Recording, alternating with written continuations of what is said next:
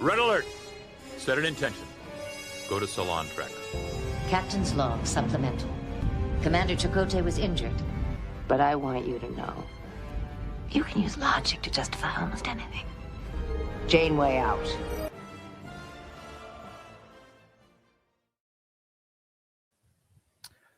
Ahoy, hoy, lovers, and welcome to the Salon. I'm the sexy disease that makes you disobey the captain's orders. The name, Stanley. Mr. Williams, if you're nasty. Tonight, we're sticking our thumbs in the rear end of Star Trek Voyager's 5th season. It stays weird and it gets horny, much like myself.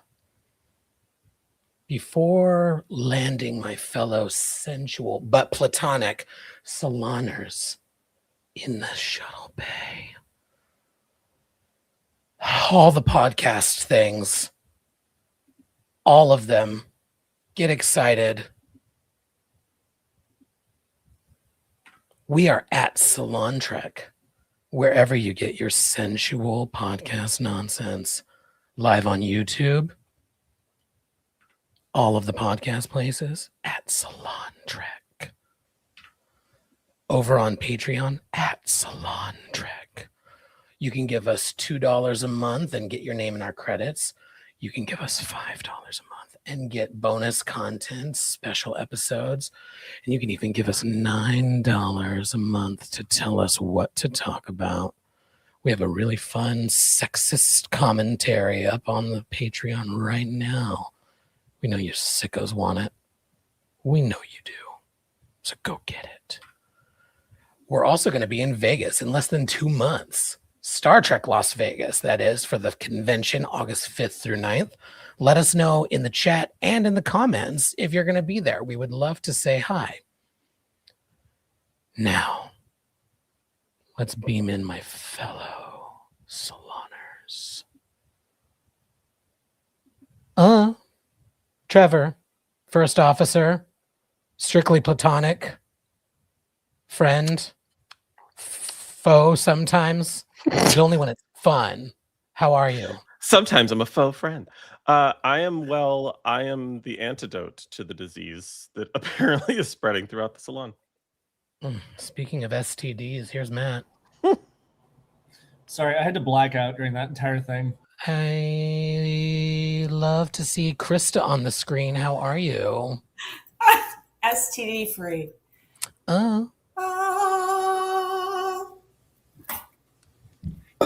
Somebody give me a segue.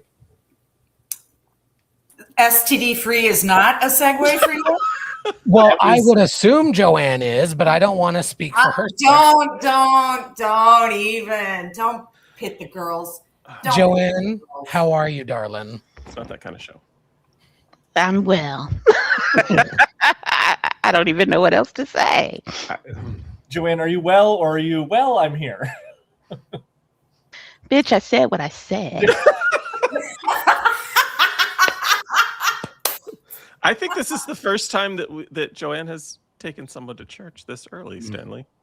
It's true. And we all worship at the altar of Joanne. Power and majesty, praise to the King.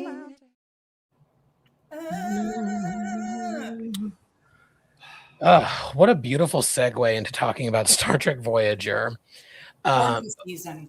Well, before we do, though, you know what we have to do. Yes. Do it less horny. It's a little foreplay that we do on the salon called setting an intention. This is obvious, but don't forget to set an intention when you light it, or you're just going to be wasting the wax. Indeed, we do and must and shall. To set an intention tonight, wow, I feel like I should rewrite it based on what just happened. But to set an intention tonight, I thought it would be fun if we went around the room and changed up a past Star Trek story by sharing originally an episode we're going to cover tonight, Dark Frontier, originally aired as a TV movie So it was a 2-hour block. It was basically a sweeps week kind of gag. But it did air originally as a film. So I would like to know from my fellow Saloners what Trek episode or plot line from anywhere in the Trek universe you feel would make a great movie. As always, I will start us off by sharing that I believe a condensed, slightly tighter and more buttoned up season 5 of Star Trek Discovery would have made a great film. I think we didn't need an episode. I don't think we needed 5 episodes of stopping to get the clues. I think it would have been more fun if we had just gone after the clues in the film. And I think things would have wrapped up beautifully. And then maybe we could have gotten an episode or 2 of my favorite, which was the flash forward 40 years that I just wanted to spend time with the Burnhams. Anywho, that's my answer. I'd like to find out what yours are. Joanne, my love, what Star Trek episode or plot line from the Trekverse do you think would make a great movie? Honestly, the one I want, it already was a 2-parter, so I feel like it was a movie event, or it should have been. Hear me out. Okay. Way of the Warrior. I think it doesn't get the credit that it deserves. It's a really good episode. And I love just the whole, how it began, kind of the whole dynamic of Cisco and Worf's relationship. And that really could have been, I think, a totally solid kind of story or plot to kind of work through. So that's my choice. Way of the Warrior. Agreed. And I'm going to plug another pod, which we never do on this show. Well, we do when we're friends with them, but I'm going to plug one that I'm not friends with because I don't know them yet. I hope to meet them at STLV, but Target Audience, who they are watching, doing watch-alongs of Star Trek, starting all the way at the beginning, and they're watching them in the order in which they aired. They just watched Way of the Warrior, and watching new Trek fans watch that episode for the first time was a lot of fun. So even if you don't follow them regularly, check out that episode. It's really good. It just dropped. Krista, what Trek episode or plot line do you feel would make a great movie? Yeah, I have no faith in their movie making. I have no faith in the movie making. So I'm ixnaying the movie. I'm instead going to do along the same lines as Khan. I want to do the audio book instead. Okay. And I want it to cover were the founders the ones in the episode with Dr. Galen and the little circle of people and everybody. The same actress. Same actress. Yeah. But you're thinking of The Chase. Was the Chase. Yeah. But I don't want to see the chase for the TNG part. I want to see the chase for for the founders, the people that created everything. I want to see that whole process. I think it would be fun to follow, listen to Galen as he goes around collecting all the little clues and stuff. But I have no faith in their movie making. None of it. It's either a fucking remake with a new cast, or it's so far from canonically sound that I can't handle it. So I don't want a fucking movie. I don't even want a miniseries, you assholes. Just give me the fucking book. The last people to do it right gave me a book. I'm good with it. Give me a book. Kristen! Friend of the pod, you have an assignment. If you say her name 3 times, she'll appear on the pod. Matt, help us out here. I wasn't original. It kind of hit me, and I feel like it would be a really good idea. And I think it was teased to be a season-long thing at one point, but they never, of course. But sticking within Voyager, I want to see a whole movie on the Vaudoir and like the fallout of what happens after they let them out, and like, you know, because they kind of just disappear and they go into nothing. But like that's a big enemy, like with all these tunnels and stuff. Which I also, side note, and we'll talk about this when we talk about the episode, really wish that they would have called out those being the conduits that they use in Discovery when like they're going through. Yes. When Book is cutting. Yep. Yeah, that would have been a fun little tie back. I think they could mention that. That would have been a cute. That would have been a cute callback to canon. I agree with you. I like when that happens. A warm hug to Voyager from Discovery. I love it. Staniel, now that you're back to your more composed, slightly less horny self, slightly. Your answer, sir? Thank you, number one. Yes, I've been to sick bay. I'm better now. Thank you all very much for bearing with me. I had a couple. I think I love Voyager, but I think a 3-movie Lord of the Rings-esque basic Voyager premise could be really fun. Getting lost, something interesting happening in the middle, getting home. I don't know why I wrote this down and then I forgot my reasoning, other than maybe like saving the children as a whatever. When the Bow Breaks would be such a ridiculous pull to make a movie from, but it would be fun. And my favorite music cue in all of Star Trek is in that episode. And my final movie pitch, probably a weird one coming from me, a horror movie based on schisms from TNG as well. Computer, make this a metal table. Did not make it a table. Not a table. It's not a table. Oh, yeah. Will and I are I like Will's. Yeah. I like Will's. Oh, yes. Or a planet where that disease had spread and like everybody's like, oh, yeah. Let's lean into it. Also, real quick, just because it was said, and I have to acknowledge, When the Bow Breaks is one of my favorite episodes. Like, that's a fantastic, particularly season 1, which we reviewed, and it's what started Thumb War, was me accidentally saying I liked season 1 more than season 7, and all this began in terms of the Thumb War concept. But that episode of season, like, it's a solid episode of Star Trek. It's a good Star Trek story. It's very Trek, and it's a great Will Wheaton episode. I believe it's pronounced Wheaton. Will Wheaton, and the other kids aren't super annoying, which is very hard to do when you have child actors. And 2 of them, non-speaking, are Will Wheaton's brother and sister. Oh, adorable. I don't know when you'll ever need to know that, but now you do. The more you know. Excellent intention setter, Trevor. The intentions are set. So don't try it. We're set. It's now time to talk about Star Trek Voyager's weird and horny 5th season's rear end. Get excited. The 5th season is probably one of my favorites of Voyager. Like, to be fair, we've been a little rough with this show, right? Deservedly.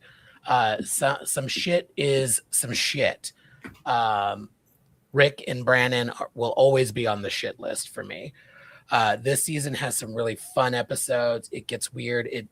I think it leans into the premise of Voyager more than the past seasons, and so it'll be fun. So, as you all know, we're gonna do a thumb war.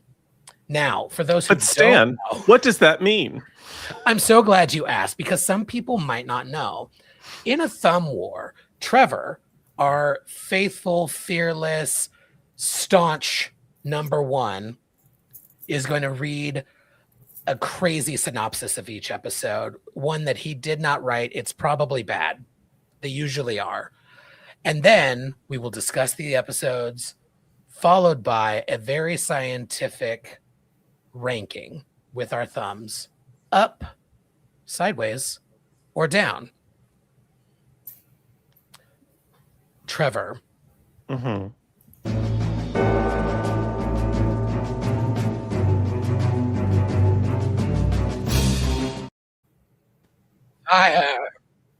And so it begins. Star Trek Voyager, Season 5, Episode 14, Bliss. After 5 years, the Voyager crew finally finds a wormhole that will bring it back to the Alpha Quadrant.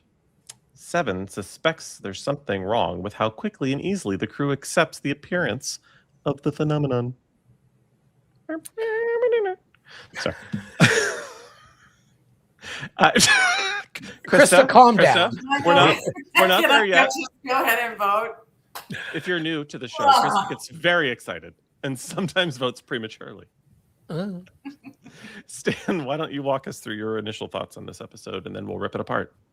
Hey, I'm going to start off with a hot take. I love this episode. I need a little more scientific explanation for like how fucking crazy people go, because the thing is convincing them that what they want is about to happen and in front of them, but which should dictate their positive actions, their moving towards the wormhole, etc. The crazy bullshit that they do to Seven makes no fucking sense. I think there just needed to be a little bit more about like it's not, because I think if I recall correctly, I rewatched this like right after the Salon last week, and so I've already forgotten. But my understanding that I remember is that the thing fucks with them, but it's not like fully telepathic, right? It's telling you, oh, what you want is inside of me. I'm not trying to be horny, but listen, like there was just a bit missing. Like it needed to be a little more directly telepathic to sense that Seven was the problem and direct the crew against her, to like really be more sinister to me. But the basic premise I kind of love. It was a fun episode for Seven. Jerry does a great performance. I don't love Janeway's, oh, my former lover broke up with his new lover. Like that was tacky. Like that, like the sexism lobbed at the women of this show, we've talked about every week and we will continue to. That's just like stupid woman trope. Like, oh, the only thing that she truly desires is to get back with the dud from the pilot. I don't fucking think so. Like, it should have been being promoted. It should have been like the crew is being honored. Like, it reinforces her desire to get her crew home so that they can see their families and get the accolades that they deserve. And that's why she goes nuts for it. And final thought is Scarlett Palmer's is really good. She, like, I say this, I've said it already tonight. Child actors are usually terrible. She does a great job as Naomi Wildman, and she's useful in this episode, not just the child's perspective. I'm jumping in really quick only because I don't have much to say. I agree with everything that you just said. My big problem with this episode is that it followed, a Seven series of episodes are coming up, and it was like, let's stop focusing on this one character. So I think it would have been really cool if the one character that wasn't affected was Naomi Wildman. Mm-hmm. How cool if she and the doctor were trying to she figured out how to turn the doctor back on, and the two of them figured it out together. It would have been a really fun Naomi Wildman episode. And even though we just talked about when the bow breaks, like tangentially, yes, Wesley saved the ship way too many times in season 1. Naomi never really gets the chance. So what a cool way to just like throw the character a bone, let her solve the problem. And that somehow, I forget what her father was, but somehow that species is immune, or the combination of her human DNA and her father's DNA, whatever it was, it would have been a fun Naomi episode. So other than that, I'm going to zip it. Katarian. Matt? The only thing, I agree, I don't have much to add, but I will say, Stan, the only thing that I kind of liked about them going crazy like that was it gave a very like addict reaction of like, oh, you're about to stand in the way of my high. True. Type of thing. And so it was like, it didn't even matter what they were doing. It was like, that was a barrier to these and that was what I was getting, was that like its whole thing, like, because that's what a pitcher plant like lures bugs in with sweet scents and like kills them that way. So in my head, it was like, oh, this is like that high, kind of like what we learned apparently the board do, of like flooding your endorphins and everything, because you don't want to leave, you want to be passive, you want to follow what it says. And it was almost kind of like that. And it's like Seven is that antidote getting in the way. And that's why they lashed out at her, not because of anything it was doing, but just she was getting in the way of that thing that it was doing. But I would love to have had this be a Naomi Wildman. And actually, that would have been an even better one, because if it was like the kid is the only one not affected by a substance type of thing, like, you know, that would have been. I thought It could have just been because she was a kid. That's a good call out. exactly. Yeah. I Say think, no to drugs, kids. and she's still the only kid on the ship, so it's not Right. gonna- Despite the fact that I don't think she should be. You are correct. Yeah, exactly. Medium uglies. Any other thoughts before we give our thumbs? The merry medium uglies of the USS Voyager. I guess we're ready to rate it, shall we? Thursdays at 6. I'll go ahead and raise it to Aw, thank you, Krista. Krista's like, you convinced because me. I've got some solid no-goes later. Yeah. Blow my wad too early. Mavis, go lay down. Mavis, stop blowing your wad too early. You just ripped my damn arm up. Stop it before mommy ejaculates. Oh,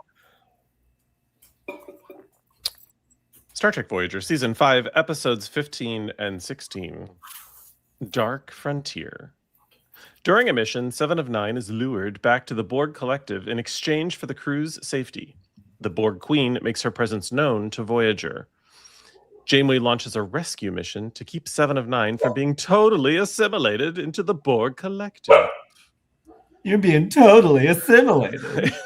It's like Pride. I will kick this one off just by sharing that I vividly remember this one coming out as a movie, and it was sort of the movie of the week vibe, and I was excited for a Voyager movie.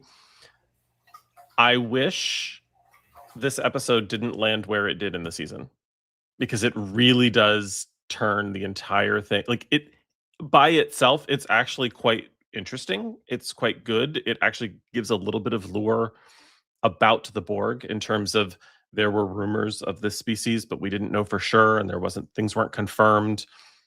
That was interesting. I was terrified by Magnus beaming onto the Borg cube and thinking he was hiding from them, and I'm like, what if the hiding from them doesn't work? And eventually it doesn't. But all of that was very scary. The chase was very scary once they were caught or found out by the Borg. I was not a huge fan of the actress that played her mother. There was just something sort of annoying about her. I don't know why, but that's just my recollection.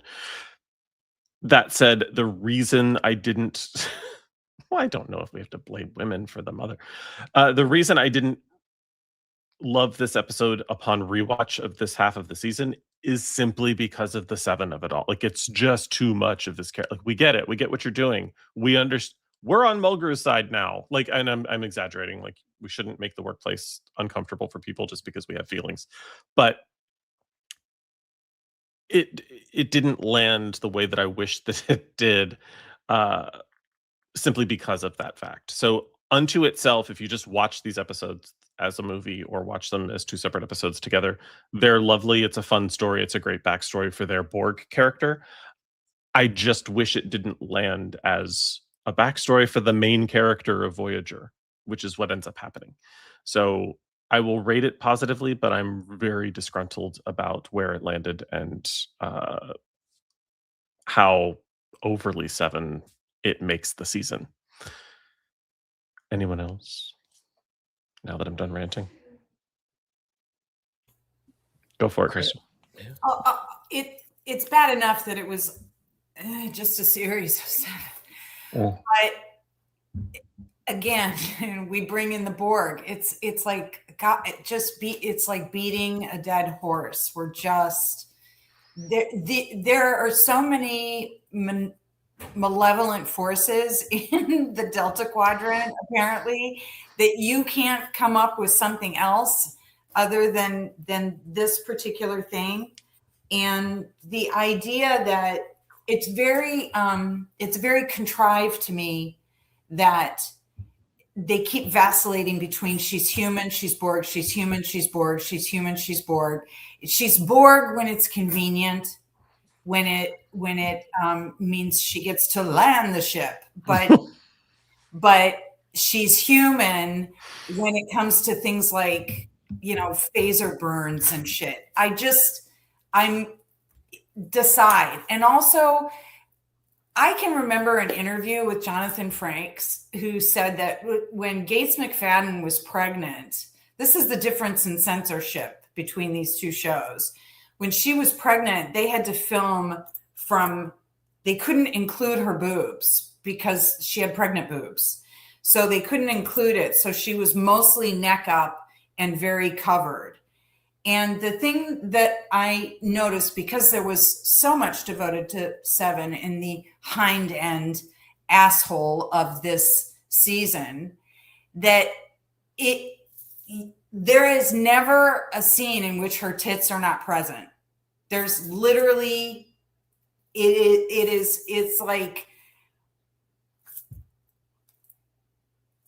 you know, and I want to make clear right now to everyone, Benji included, I don't mind the Seven of Picard. She's a three-dimensional character there. She is an evolving sentient being there. She's gone through some shit. She's learned some shit, whatever. She is not a thing to be standing there and objectified, period. She is an actual three-dimensional character. There's some investment there. Here, there's no, it's very trite, contrived investment. And it's very, you know, OnlyFans coded. It's like, so it's not the character, it's not the actress a whole lot. But that's Krista. That's the whole point. The nanoprobes are stored in the tits. That's why she has a never-ending supply. And you can see that for yourself for only $7 of $9.99. She's like a fembot, and that's what I mean by contrived. I just can't invest. And then my other options are fucking Beltran. Yeah. What? Seriously? And the guy from Fame? Oh, fuck. There are elements of this episode that I really like, but I agree that as a full package, it's just too much. Like, have you ever said those words? Yeah. If I had a nickel for every time, I'd have 0 nickels. Learning about her parents, like I always like when we learn about our character. So like learning about her parents was interesting. Her terrible, terrible parents. I like some of the stuff we get with the Borg, but I wish this wasn't a Borg story. I almost like wait, let me clarify because I can feel it. I like seeing the assimilation. I like seeing the here's why this villain, this adversary is so terrifying. But then they like it completely gets washed away. Like we'll put it in the chat, and we've talked about this before. Voyager takes the teeth out of the Borg. They are no longer truly terrifying. They're no longer inevitable, quickly adapting. Like they use them so much, and this one Starfleet ship is able to do what 40 couldn't in TNG, even with updated bioneural circuitry, whatever. But the performance of Susanna Thompson, I really enjoy. I think she's a good Borg queen. If you can't get Alice, if you can't get the original, store-bought is fine. Susanna, if you can't summon the queen directly from the collective, store-bought is fine. Thank you. That's the better one. Yes. So like there are individual components of this episode that I like, but it's too much Borg. I almost wish we got the exploration of what happened with her parents by way of taking on another adversary. Like they needed to take what they learned about hiding from the Borg to take on like who's their faces, like the counterpoint people or the Malon. Maybe the Malon are more terrifying than just like Dr. Blight, Planet. You leave Captain Planet out of this. I never will. Fun fact, I'm going to be Dr. Blight for an event next year. Anyway. Draw attention to Norman. Yes. all of the things that he's saying is like just legitimately. Yeah. What the fuck are you thinking? Oh yeah. She was not put on there as like. I mean, I think this is like the subtext is the Borg lie, but or do they like because they do so much weird shit with the Borg? Like who's to say? Like the thing is, like the biggest problem that I have with Voyager, period, is they ruin the Borg. They ruin the Borg from every angle. Like it can be interesting sometimes, but the more you learn, like I don't want to know how it works. I just want to be terrified of them. Like, and I don't need to know. Like, there's one thing to say, oh, we separated Seven. She is now going through her own journey, figuring out what deborgifying means. That's one thing. I can get on board with that. Okay, fine.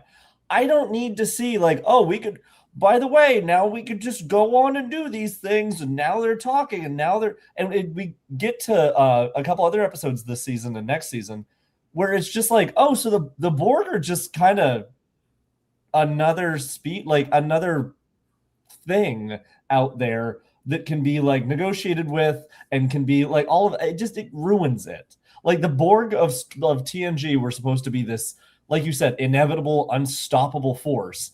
And then it was like, oh, I guess we assimilated too many humans. And now we have like, I don't know. It does ruin it. And this one really kind of ruins it for me. shall we vote?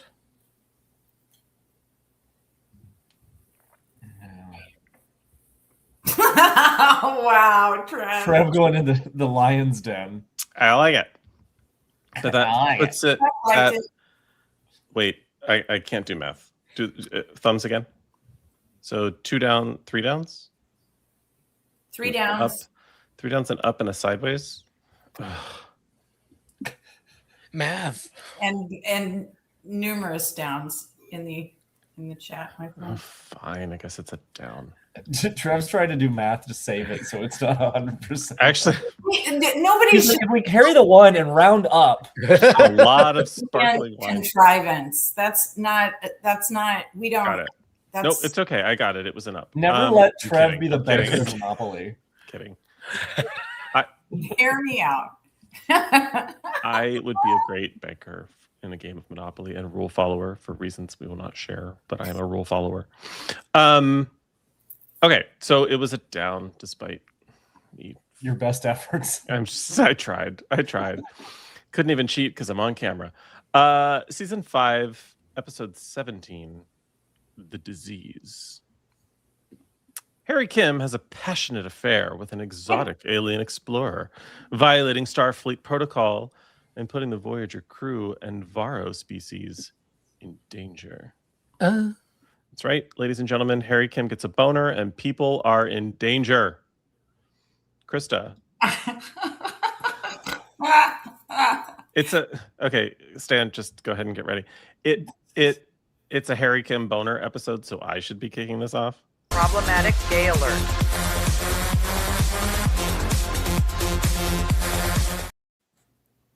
But Krista, you please go right ahead. Well, I was elected for this one. So what strikes me about in my memory of doing various chores while watching this one, what struck me was how much I'm so old that I remember after school specials, and I actually remember like the commercial where it was like, "Where did you learn this?" And the kid goes, "I learned it from you, Mom. I learned it from you." And that's what was going through my mind when Harry Kim was like, "Have you ever been in love? Have you ever been hollowed out and filled with the essence of another person?" It was so after school special that and STDs and like just the hoops that you need to like state the nature of your problem.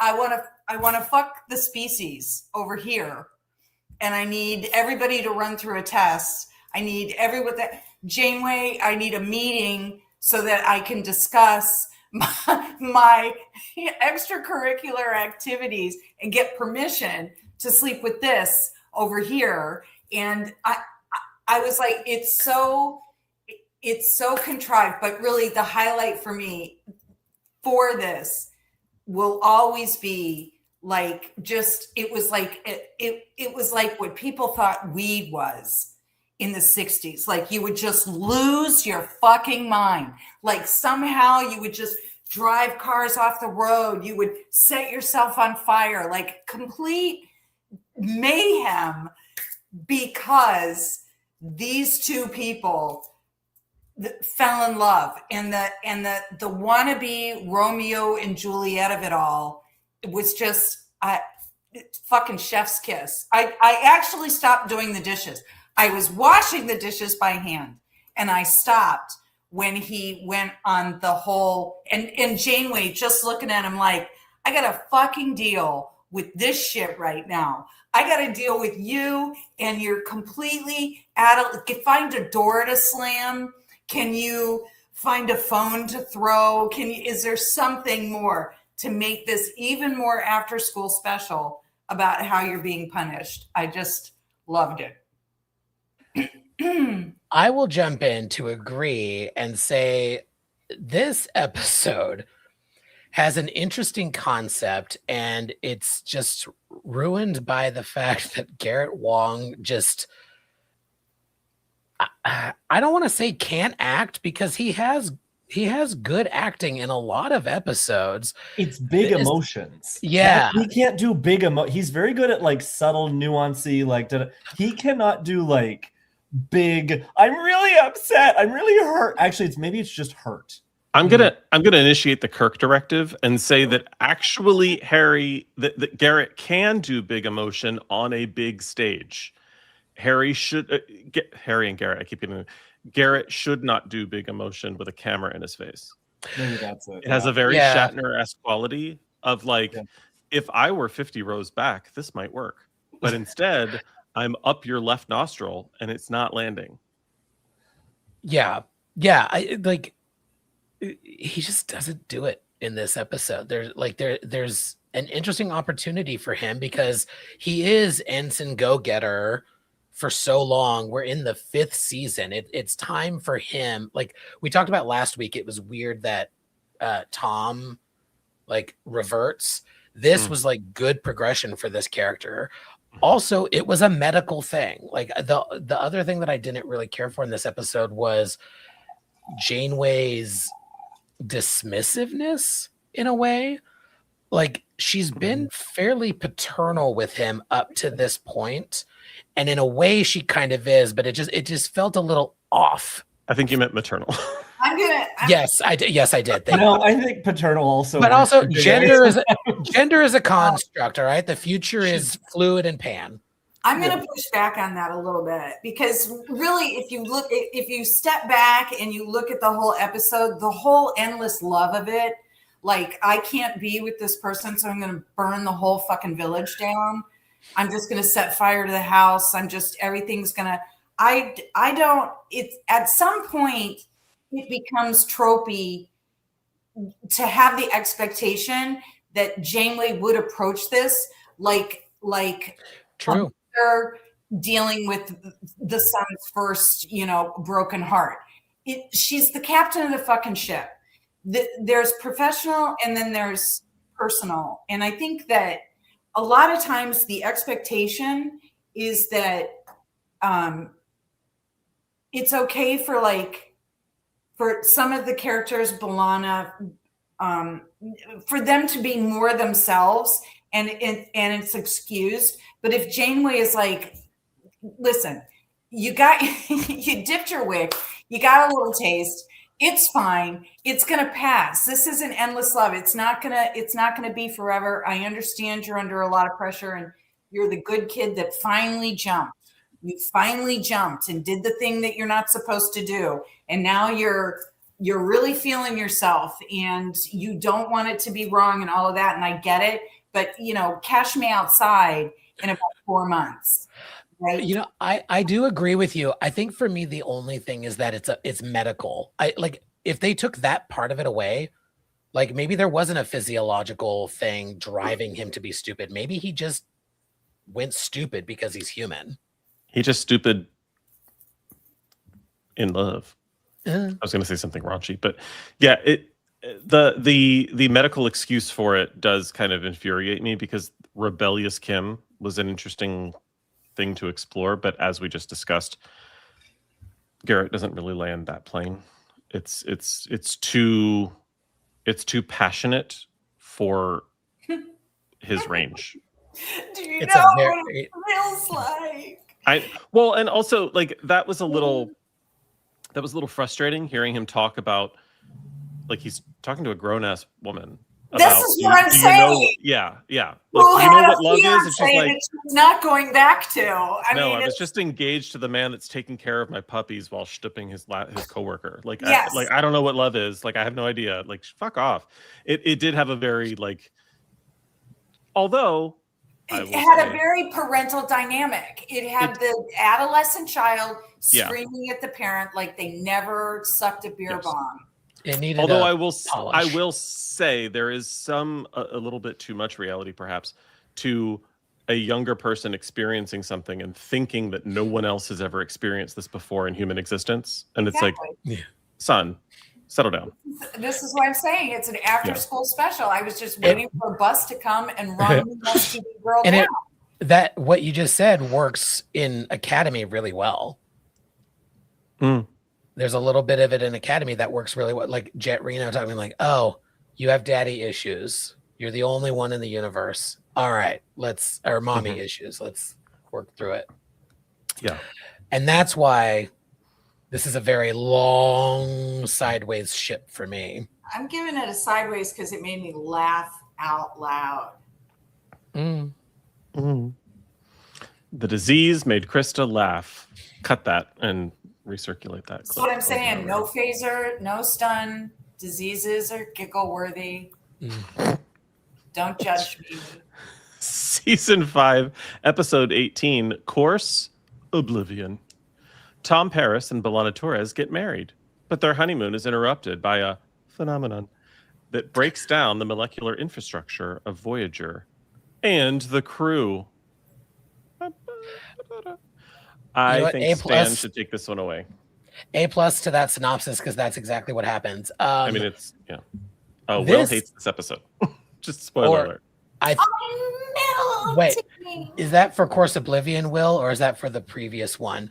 I think this episode fucking slaps, and here's why.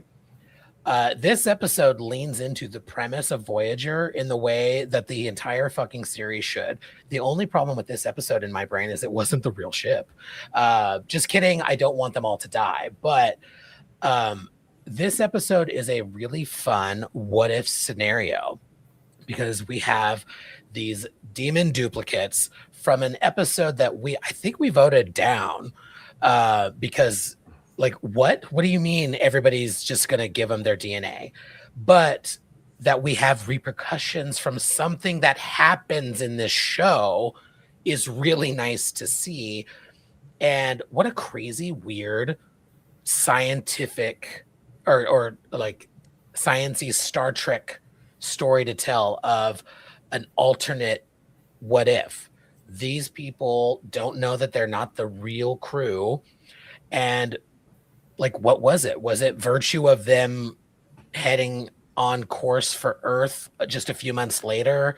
Do they run into the right species at the right time to get this technology?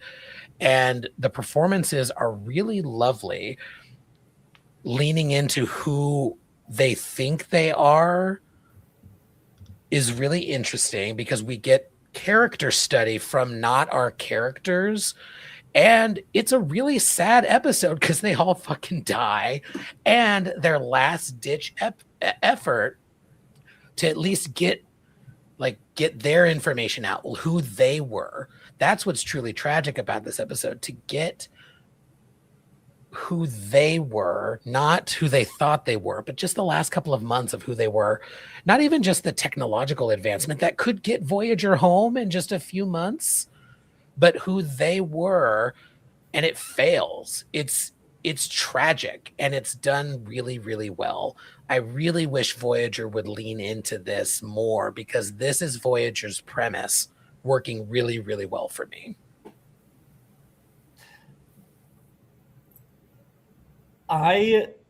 Don't you dare.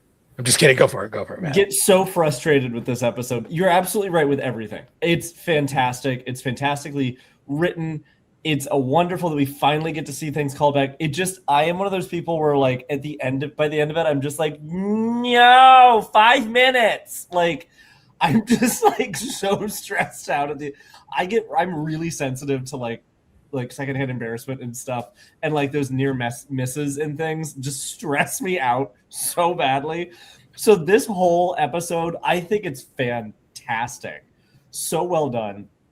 Also, like, I have some questions about like, the ship would have melted. So what about the stuff that they had picked up along the way? Like, isn't that just floating in space? The Voyager could have been like, oh, here we go. Like, and how does that like tie into so there's some like sciencey like things. A video game, they get the cash. Yeah, they get the loot. They take the loot from their dead selves. This is a really good one, but I cannot rewatch it because it just stresses me out watching it so much. I actually thought I was very confused and I wasn't entirely paying attention. So what I thought happened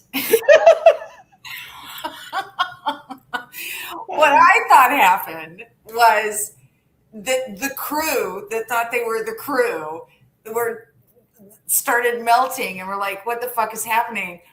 I thought that there was a switcheroo, and the real crew, our season 1 crew, was still on the planet, and these melty people were going to the Alpha Quadrant.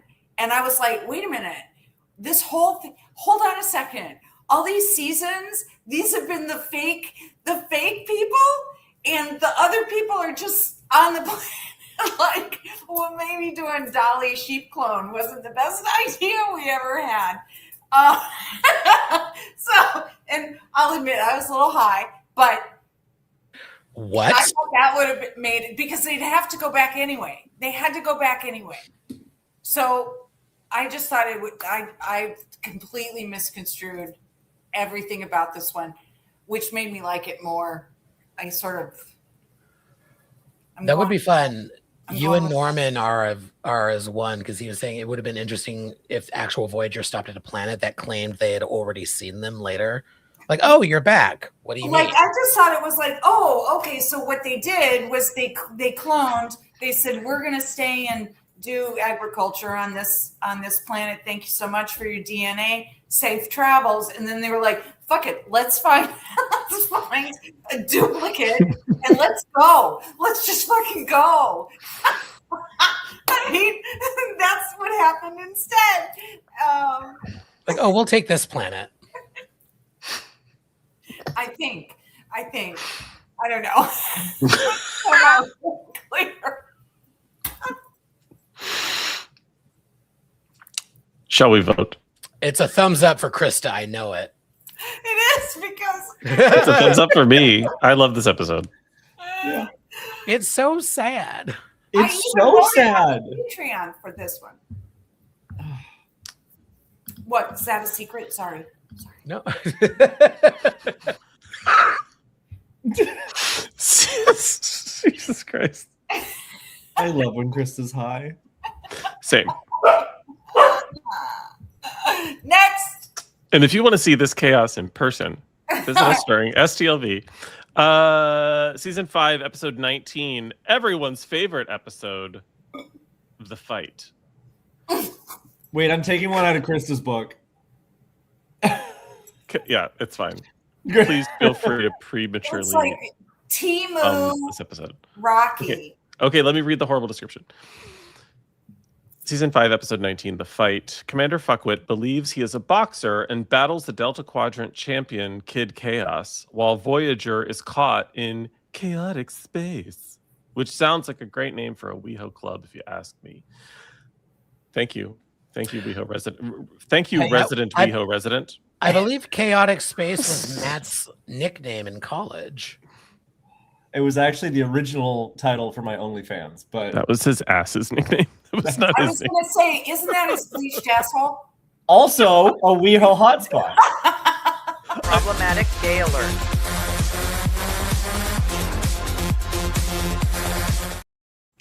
Like I said, a great name for a WeHo club. It's so pink. This club has everything. Gonorrhea, chlamydia. Starships. That guy over there. That guy in there. Joanne, please come off mute and save us from fight from ourselves. Listen. You broke Krista already. All you said was listen. Let me paint to you my experience of watching the fight this go round. I was getting ready for work and I was half watching, whatever was on before, Oblivion. And this comes on and I'm at my desk and I'm taking my medicine. And so I'm taking the medicine and I'm sitting there and then I'm watching. And by the time Bluesky shows up, I had to stop and look around and go, oh shit, did I take 2 of these pills? Because I'm clearly on a fever trip. Like, am I high right now? Like, I'm looking for my phone to call my doctor, like thinking I've double dosed my meds. And I'm just like, what the fraggernackle is this bullshit? I couldn't understand any of it. I didn't care about any of it. Why was Chakotay boxing? Why was Bluesky there? And why was Bluesky there if it was chaotic space and not fluid space? Like, it was just, this was so dumb. This was so bad. This was so, too much Benadryl, to borrow Matt's term. This was, who wrote this? I want to talk to your mother. This is just crazy. Trash. I don't think anybody wrote this. I think it's trash.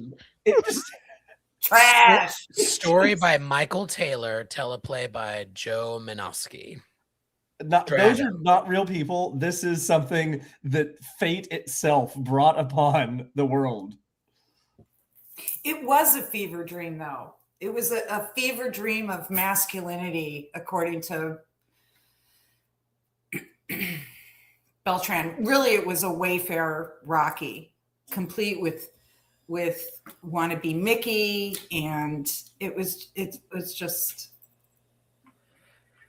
like if you're going to subject us to a Chakotay episode, do something creative around his cult. Like, I don't want them to, because they fucked up a conglomeration of cultures.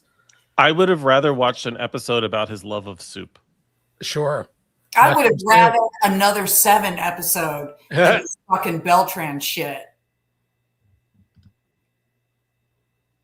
I mean, I understand why they ate him in Raul.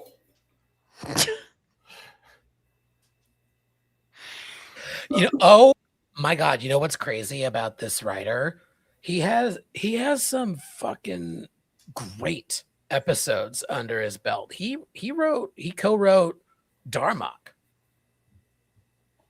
He's capable of not whatever this was. He blew his wad there. There's some really good ones. I remember when this episode aired, basically having every emotion that all of you just described. I'm like, am I ill? Am I having, like, I vividly remember the thaw, because I did have a fever when I first watched the thaw, and I was like, oh, this is like a fever dream. Like, that's like, I actually get warm thinking about that episode. This, I just remember thinking, I waited a week and looked forward to Star Trek and got this. Like, I wasn't binging Voyager. I couldn't just dial it up and watch whatever episode I wanted. It was the before times. didn't exist. I was watching it as it aired.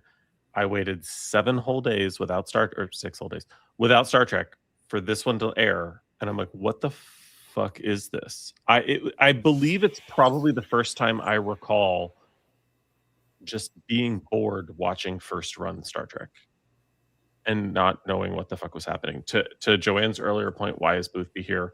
Like, what did they just have him on the hook for an extra episode? Right. I mean, but the 8472 of it all was right there, right? They could have Yes. revisited that, and honestly, hearing he wrote Darmok, it doesn't surprise me because the subtext here is like communication is hard, which is, kind of what's going on. And certainly what's going on in Darmok. But yeah, we all have bad days. He clearly double dosed. It was bad. It was bad. Yeah. Bad. Yeah. It was rough.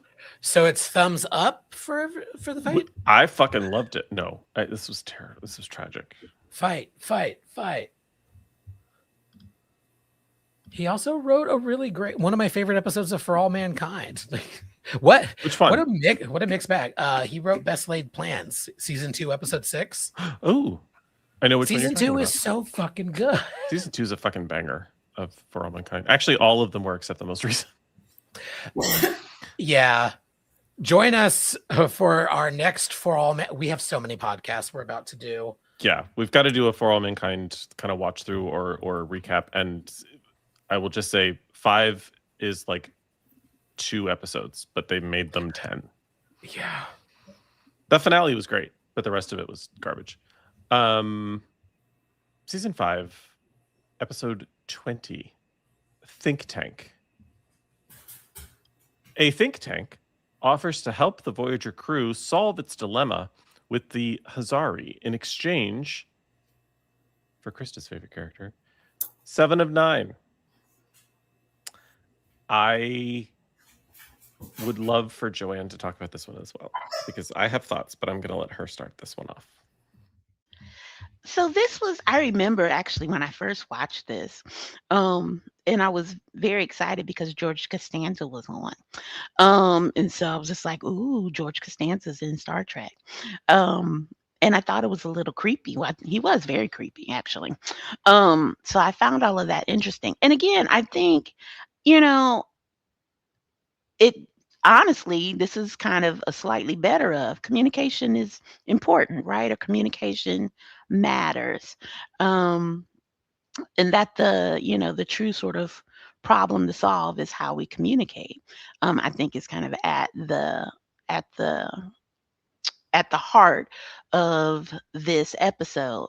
I was kind of frustrated again, kind of to just be like, Seven's milkshake brings all the boys to the yard. Just everybody, just the Seven centricness of this season. I'm with Krista on that. It just troubles me a little bit, right?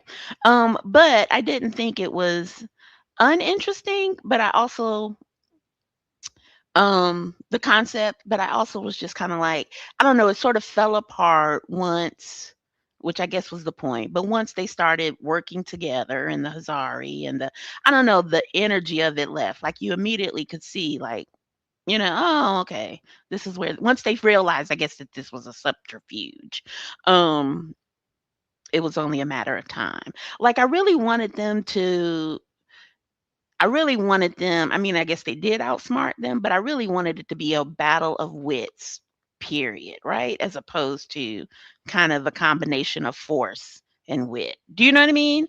I think it robbed it a little bit of its message by, bringing on the firepower and then kind of, leaving them off to be slaughtered. But I don't know, middle of the road for me. I thought it was acted well. And like I said, I think the communication premise, unlike the trash of the fight, is a compelling one. So I'm middle of the road. Yeah. It gives me my favorite trope in like any kind of TV, like the passing of time. We'll just walk around this window and then we'll fade and walk the other way. Like Seven and the Hazari just walking like, yes, we are talking about it. It takes me out every time with a gentle like hopeful soundtrack over it. Yes. Like we've been at this. If only somebody could say something innocuous that will make me think of an idea. Krista? I appreciated this one a little bit more because of the No, you let that dog back in the frame. How dare you? Because she's gonna pull down a whole thing. Fair enough. Because it comes down to like kind of semantics, the idea of working words that appears like you're saying something, but you're not really saying something. And I agree with Joanne. I think it would have been better if it had been more of a chess game without any military engagement at all, just purely because that's a semantic argument. That's what it comes down to is wits. And I loved George Costanza. I wanted him to say, "You want a piece of me?" But he didn't. But I wanted him to say it. And I loved that the latter half of these episodes have so many recognizable, like every single episode, you're kind of like, "Oh, dude, you were in this. Oh, dude, you were in this." So for me, that's exciting. You guys already know that. But for me, it's new. So for being a yet another Seven-centric or Seven is Wanted across the universe episodes, this is still better than some of the others. Go ahead, I was Joanne. gonna say, it was also a little, I also didn't fully appreciate that their motivation was kind of it was the most toys, kind of deal. Like initially, it was just like, well, we're brilliant, right? And we pursue kind of knowledge for knowledge's sake, and philosophy and that sort of thing. But no, we like to, collect unusual things, or we're a collective of weird, socially awkward kids and we found each other. I don't know. That's actually my biggest that's my biggest struggle with the episode, is that it serves to undermine its own brilliant premise. Rather than it's almost insulting to Star Trek that this group of high thinkers think it's remotely acceptable to engage in bartering or exchange for a sentient being. You're instead of just inviting her and having her decline, it's we're going to treat her like a commodity, and it just doesn't land. I wanted them to have a reason for wanting to recruit her. Like, we have a problem that your expertise is critical to solving, not just we want brilliant people to barter with, like you said. Well, Norman's hot take in the chat kind of alluded to it, what they could have done. I think the think tank lied about curing the Vidians. They got that from Voyager's logs. So it was right there. They could have, it should have just been like, we learned of you through this work or whatever, because they were sort of the B'Elanna, the B'Elanna erasure of it all, and curing the phage and all of that. You know what I mean? So that could have been the linchpin. Is that what I want to say? I don't know. That doesn't sound right.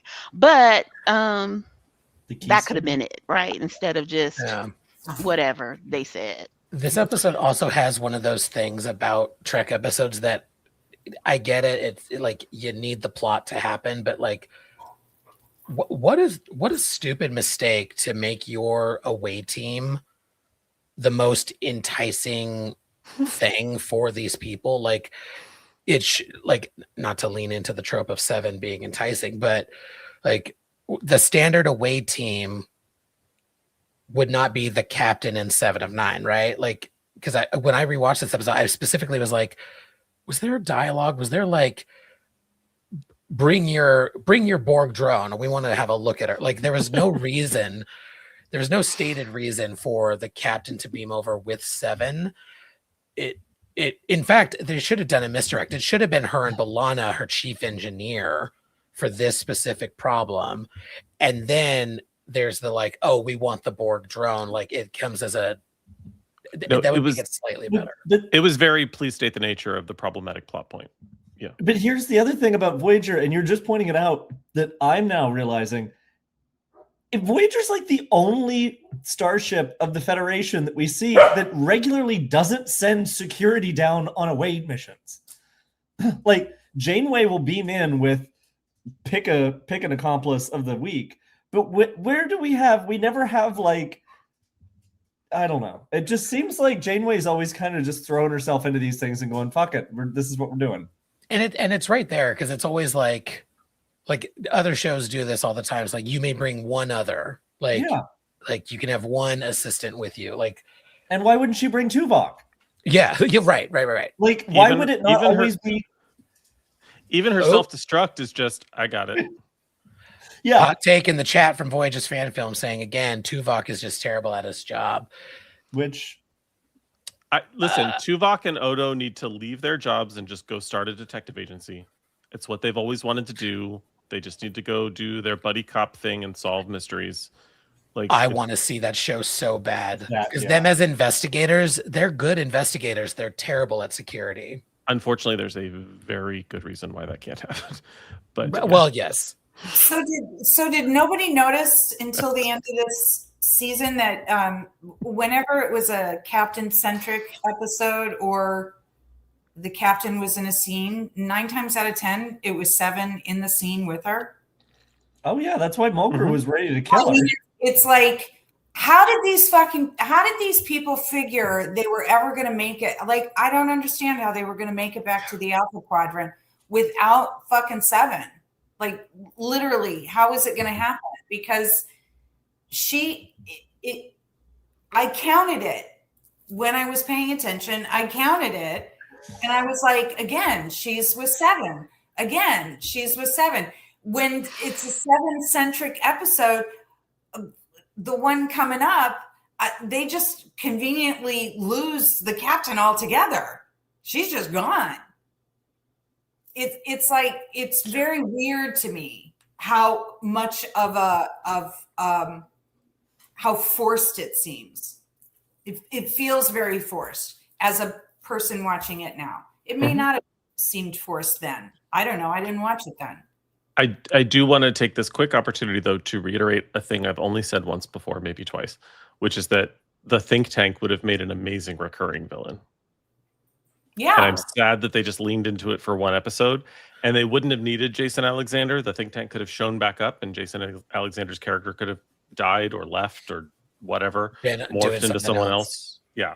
But the constant chasing or intervening of this collective group of brainiacs would have been such a fun foil for a ship full of incredibly smart and talented women who unfortunately, and a bunch of incredibly talented women and Robert Beltran, who unfortunately we just keep relegating to the side in favor of giant bazoombas in a very tight outfit.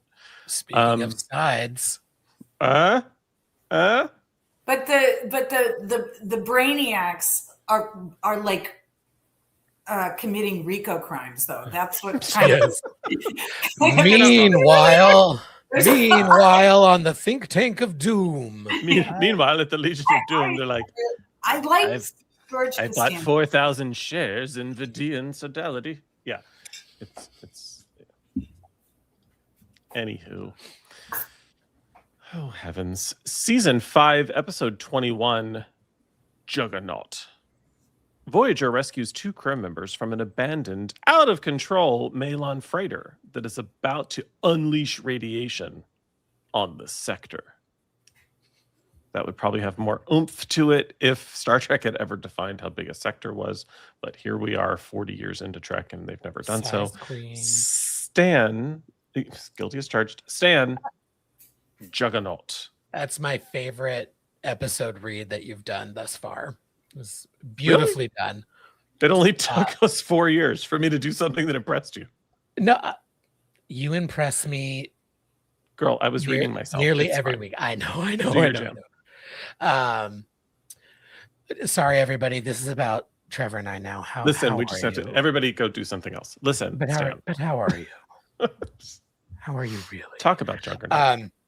I am going to say something controversial yet brave.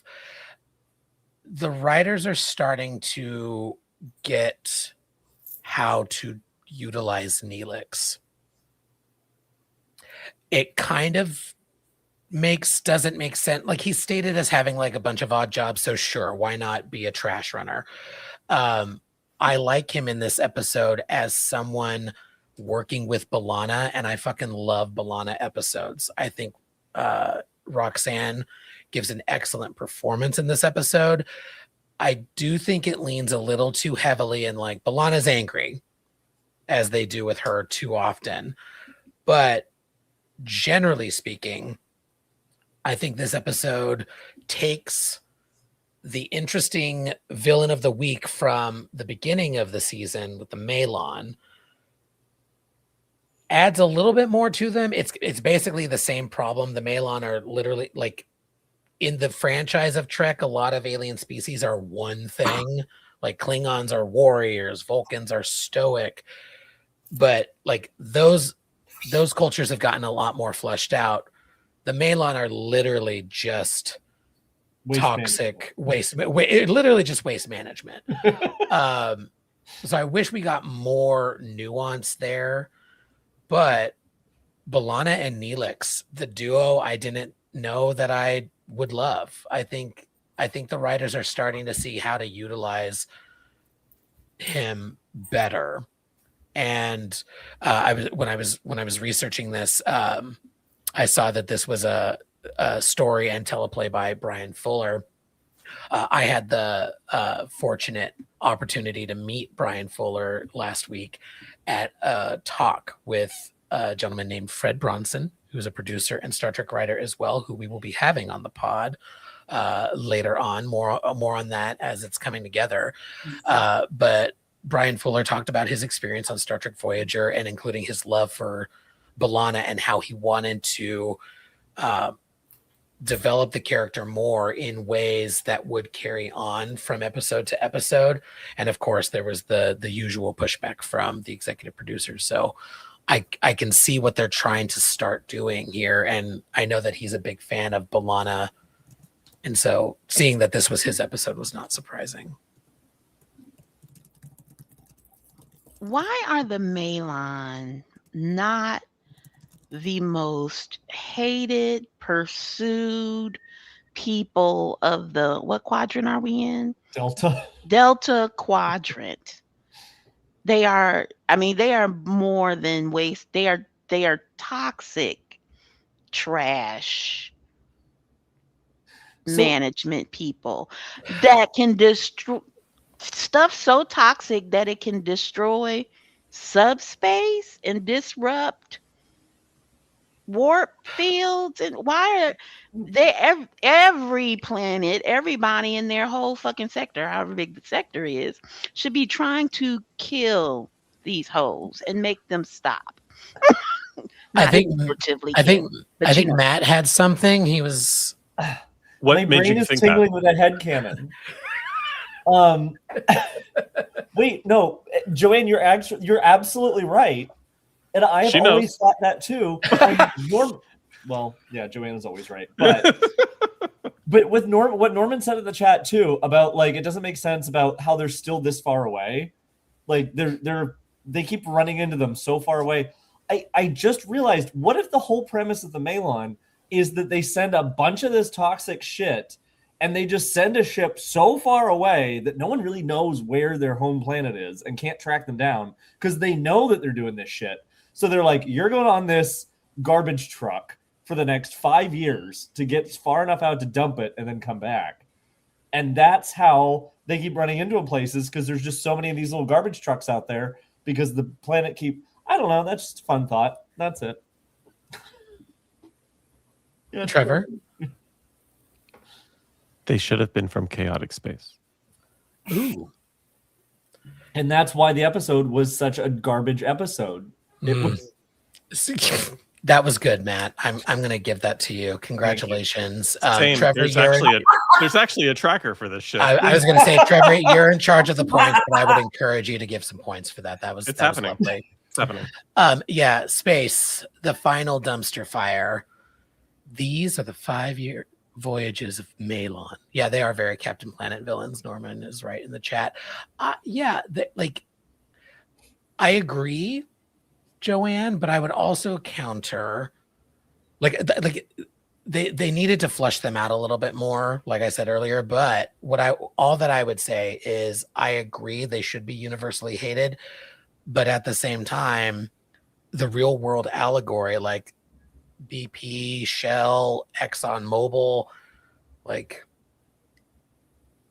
they should be universally hated too, and yet in fairness, I need to drive my car. They are probably universally hated if we were dumping our stuff in which we would be if not for Democratic administrations and Congresses passing regulations not allowing that bullshit to happen that are now being undone by this administration. And we just lost our opportunity to promote this episode. It's fine. It's fine. Fuck this administration. Oh, are we allowed to say that now? Well, now we can. We already broke that seal. No one's going to watch this now. We're just going to clip Krista saying something funny and circulate that. If I can just pull the curtain back just a little bit for folks. Is that what that is? A little bit. Just a little bit. Since I've referenced it, for the record, once in a while we try to promote these episodes just to get our bullshit out there, and then I will inevitably, it's happened more with Voyager than with anything else that I've ever tried. The next day I will get no, you can't promote this from Google saying because of quote shocking content. And I'm like, I'm sorry, we didn't write this bullshit. It's probably you, Krista. Let's it probably is. But here's the thing. Here's why I wanted to mention it. I can't tell you what it was. I can guess it was Krista, but every time I click on the damn thing, I have to work through an AI fucking chat bot, and I cannot get to a human. I've spent half a day multiple times just trying to get to a fucking human to say, speak to a representative. I've tried. I've screamed representative. I've sung representative. I've whispered, can I please speak to a human representative? I have tried so hard to talk to a human at Google to say, this is not a political ad. We are talking about an episode of Star Trek fucking Voyager. From 1996. Let me give you $10 so that you can put it in front of a few new eyeballs for us, please. That's all I'm trying to do. And I can't. You can't. It doesn't even load what the it will say for shocking content, but it won't say what the shocking content was. I'm going nuts trying to figure out why. Could be Krista, could be Matt's butthole. We don't know. Know. Well, let me add to your sanity decline. We don't check BP, or we're not angry at BP and the such because we don't critique capitalism. But in a post and the worship of ridiculous wealth is systemic. But in a post scarcity society, there should be a respect for the environment, for their primary means of the economy of this doesn't make sense, right? Mm-hmm. But I get the allegory. I do. I know what an allegory is. It's what my degree is in. But it doesn't make sense. It breaks down. Unlike many popular YouTubers, Joanne knows what an anal orgy.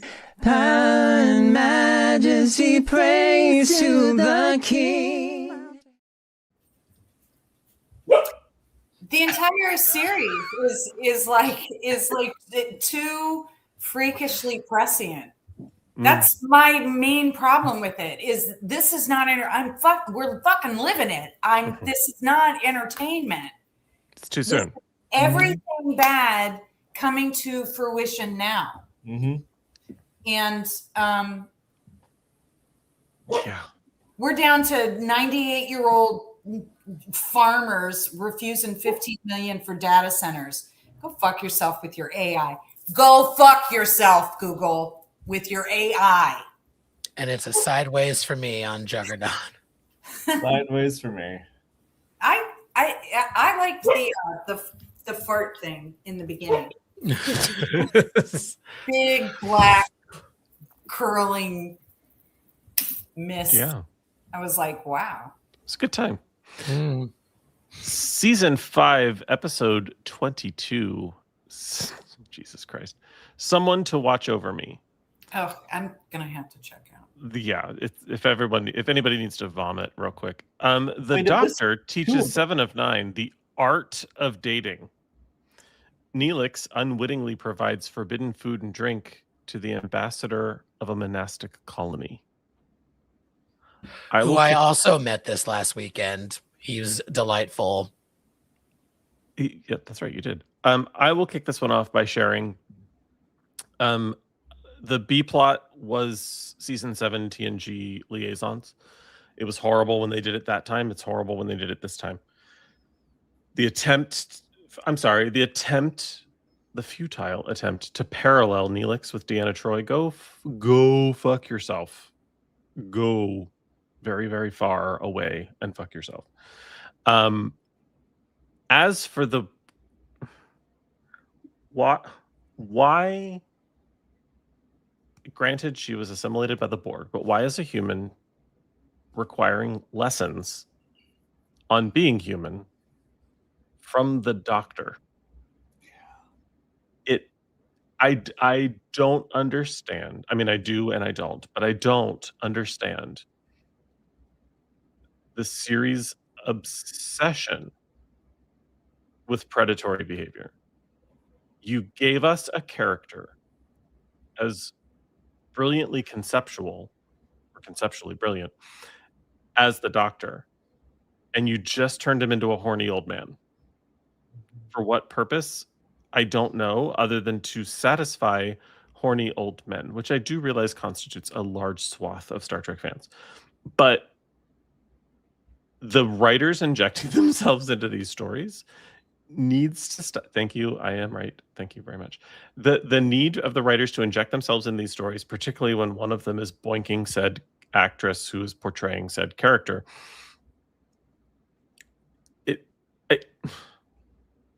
I'm just going to say this might be the most. I'm just going to go there. This might be the most sexist episode of Star Trek. And that's saying quite a bit, considering the original series told us point blank that women couldn't be captains and relegated every woman to a t-shirt and underpants as a uniform. This episode pisses me off.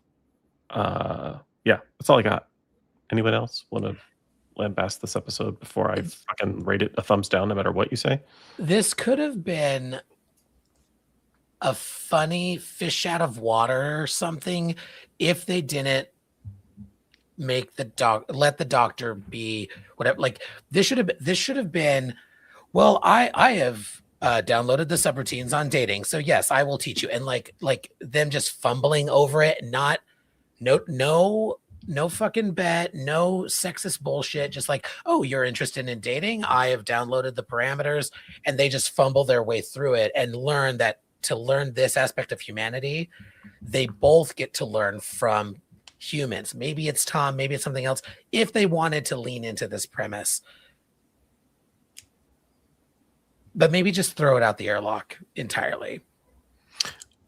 Also, maybe go back and rewrite the racist idea that Seven never would have been interested in Harry Kim in the first place. Also that. Like, you have two beautiful human beings. Is there some reason why it was buffoonery that they end up together? Like, the idea that she needed to seek out a holographic representation of someone else, the idea, or like what, all of it is fucking weird and wasn't necessary. Like, none of this was necessary.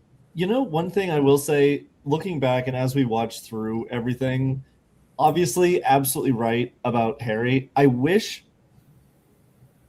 I wish Garrett had visually looked younger, because he is supposed to look like, he's supposed to be this like fresh out of the academy, little young thing that's, and I think, well, and he did 5 years ago. Like, it's 5 years have passed. But I mean, like, I think the idea originally was like, she's not going to go for this little, like, dumb little twink. Like, I think in the writers' minds, it was more of a, he's too young, and because of who he is and everything, it comes across wrong now. And now it's like, but we, like, to your point, we've gotten to this far, like, okay, fine. They've worked together. They formed a bond. Like, why couldn't they have explored this more? I will say it's fun that it ends up being the issue isn't which man it is. The issue is that it's a man. Right. Yeah. Well, and I do like the idea that she's been a lesbian the whole time. Yeah. Or bisexual or pan. I wouldn't, if they're going to pair her with someone on this show, I don't mind the idea of it being Harry specifically for the like two awkward people coming together. Like there's, it would have been a great couple. It could have been very charming. And it would have pushed back on the Asian stereotypes and tropes that they were leaning into, unfortunately, on this show and across media still do. And it would also have been like, he is a very handsome man. It would not have been a like, how did he get her situation? This wasn't a King of Queens in Star Trek. Yeah. But also still not a conventional pairing. And that could have been fun to explore. But we'll never get away from the atrocious title. Yeah. It's just bad. Unless anyone has anything pressing to say, I think we rate this one and move on. We're good hating this episode. Sweet. We're all unanimous that this one's Saloning all over it. I fucking love it. I'm here for it. That's why I showed up to work today. Season 5, episode 22, 11:59. Janeway recalls her ancestor, Shannon O'Donnell, sorry, my bad. Shannon O'Donnell, who helped build the Millennium Gate on Earth.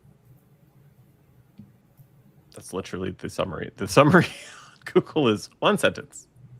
It then proceeds to list a bunch of guest stars. I think Matt should take this one because he's probably the only one here that liked it. I love you, but it's a horrible episode. Go. Okay, I'm gonna start knowing that so many people hate this episode. It makes me sad because I think that this is a very interesting take on a Star Trek episode. We get to see something that is, we get to obviously see the crew, and we get to see that, like, we always talk about seeing that slice of life that we want to see in Star Trek, and we get that. This is a very slice of life. They're not doing anything. They're literally just hanging around the mess hall, talking to each other. Janeway's bopping around. Like, she puts her feet up on her chair and gets cozy for a minute. Like, it's very, very, this is what the ship is like all the time. When we see that. Now, when we... Enough. Stop. When we get the flashback, it's cute. We get to see the world building of Star Trek. Hey, we have this giant thing that, back in the early 2000s, we were going to have this giant... It's very Trek Goes Hallmark. But it's like we have this vision of humanity that we're going to do this giant mega structure and test out what it would be like, to have this fully self-sustaining thing. And this is what lays the foundation for the first colony. Like, it is very... it just feels very cozy to me. And I think that this is an episode that I watch every Christmas because it feels like a Christmas episode because of the snow. And I don't know. Maybe it is. I'm sure that there's a soft spot because of my family and the bookstore we had. And like, it's very, he has the bookstore and it's very cozy. And there's a lot of parallels for me there. But I really do. I think this episode touches on things in a really nice, fun way. And you have, she wins him over at the end. She decides her life, doesn't need to be some exciting thing. She can actually just stop running and have a family and build something. And, yeah, I don't know. I like. Yeah. You tingled Krista's Spidey sense. there was no spidey sense. Just the idea of fulfillment can be in turning her back on the professional aspect and finding fulfillment in the family. It triggers a little bit as an idea of like kind of the stereotypic tropes apply to women. The thing that I really hated this episode, but the one thing that I did like, in alignment with the prescience of this entire series, is the idea that we are the way that the crew members, or the way Janeway specifically, grants herself a lot of validation based on the achievements of somebody in her past, not having experienced it herself. And it put me in mind of now when you go anywhere, when people are at concerts, when people are at fashion shows and things, they're watching them through their phones instead of watching them. And it sort of, for me, I looked at it like this is sort of what it feels like to live your life as an optic versus living your life authentically, like being in the moment, living your life versus living your life as an extension of an optic that you can't fail, that is already defined for you. And her like complete petulance.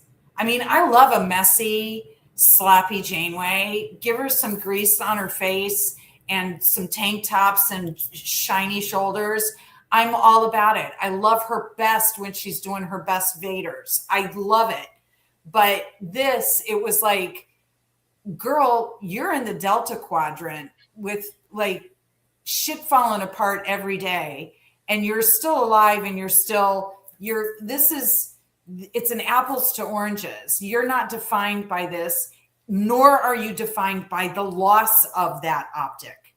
And I felt like the prescience was the way people now seem to, it doesn't exist unless it's posted. Mm-hmm. It didn't happen unless we captured the picture and it's on Insta, or it's like, it's a weird distanced reality existence that is validated every day now as something authentic. And yet it's so far removed from, it's kind of like, do you remember the ending of 6 Feet Under when she was taking pictures and they leaned in, the guy leaned in, her brother, and said, it's already, you can't capture it. It's already happened. That's the fucking point. Mm. It's all already happened. You can take a picture of it, but the moment is gone. It's only a shade of what you were there to experience. Stop. Your choice whether to experience it or not. Stop putting on a fucking show and live your life. Yeah. Okay. Thank you. Yeah. How will I know I'm worthy of anything if I don't get likes from men on the internet? Okay, well, let's not go that far. That's a legitimate metric. Triggered. I think this episode is just missing a montage of Shannon like walking downtown, like checking out other stores, making her way downtown with walking fast, faces passing because she's homebound. But she's walking downtown. Okay, but let me. It's a Skid Row. I think this episode has good performances, a potentially interesting concept that just kind of falls apart for me for a couple of reasons, because it's just like, but we'll build a bookstore in the Millennium Gate instead. Like, okay, like, but that's like, build the housing. Build the housing. He is old man at the city council meeting saying, well, not in my neighborhood. He's a fucking NIMBY. He's a NIMBY for sure. Deserves better. But like, the thing is, it's not, it's a cute, to me, it's like one of those, it is just cotton candy. It's not designed to say like some big thing. It is just, it's there to just enjoy a little bit. It gives I do hate that Janeway puts so much to, and like her entire life crumbles down because Shannon O'Donnell wasn't the first one. Like, okay, sorry, maybe your grandpa like talked it up. Like, yeah, she clearly was still involved in it. Like, she still like pushed for things. She still had a wonderful family. She still had all these wonderful things. You know, she clearly was happy at the end of the whole thing, and she's still the reason. Her vagina is the reason that you're in the Delta Quadrant. So, like, you know, I like the episode though, and then you get to hear more about like everybody else, and you get to the joke about. It was a little, you know, Tom kind of ribbing on the Doctor, and it was like, yeah, he was a toaster. And then the doctor takes it in stride, and he says, no, actually, it was, you know. Well, actually, I think I would have liked this episode more had it not taken place in such a strange story and setting. Like if Janeway realizing that something about her family history wasn't true, I wish it hadn't been this. Like, it should have been something. It would have been nice if it was something more impactful or something that wasn't in the century in which the show was airing. It wasn't a chocolate chip cookie. It was an oatmeal raisin cookie. Right. Also, as a set nerd, I was taken out of it when she turned the corner and had the little fender bender, and the camera pulls back, and you can see basically that's where the Bell riots took place. Like, it's literally the exact same corner, and I'm just like, that's where Benjamin Sisko becomes Gabriel Bell. I'm upset. But doesn't anyone find it annoying that all of these ancestors are, you know, like fundamental to the beginnings of Starfleet? Without Rene Picard, we wouldn't have flown. It's sort of. But Krista, the whole point of this episode is that she wasn't. No, it reminds me of, but her existence was predicated on the fact that she was continuing that tradition. It reminds me of that saying, like, when you go to have your past lives read, nobody says you were Mo, the guy that ran the cleaners. You're always somebody fucking famous. It's always like, you know, this really amazing thing. I think it would have been better if she just found out that, you know, it was a person who made a vaccine, or, you know, like, didn't have anything to do with Starfleet if we have to go down this trite thing. I don't remember DS9 ever being this fucking trite about, because it wasn't history visits. When they take the history visits, it was very purposeful and well received for good reason.